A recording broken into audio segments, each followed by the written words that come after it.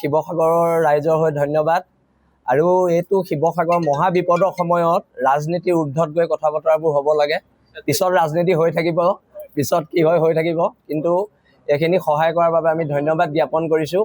আৰু আমাৰ খিলঞ্জীয়া মানুহৰ ওচৰত আজি এওঁলোক আহিছে, তাৰ বাবে খুব ধন্যবাদ। আৰু শিৱসাগৰ সদায় সম্প্ৰীতিৰ এক নিদৰ্শন, আৰু এই শিৱসাগৰ সম্প্ৰীতি যাতে সদায় জীয়াই থাকে তাকে কামনা কৰিছোঁ। শিৱসাগৰৰ ৰাইজৰ হৈ ধন্যবাদ। আৰু এইটো শিৱসাগৰ মহা বিপদৰ সময়ত ৰাজনীতিৰ ঊৰ্ধত গৈ কথা বতৰাবোৰ হ'ব লাগে।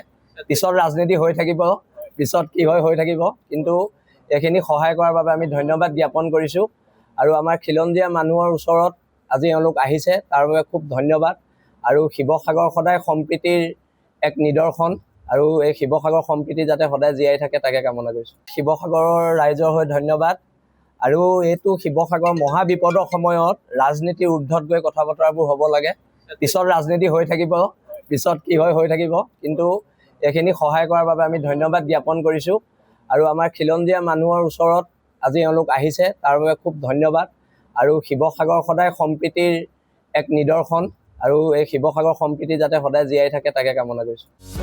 যিকোনো খবৰৰ বাবে যোগাযোগ কৰক আমাৰ এই নম্বৰত 9181 307 221।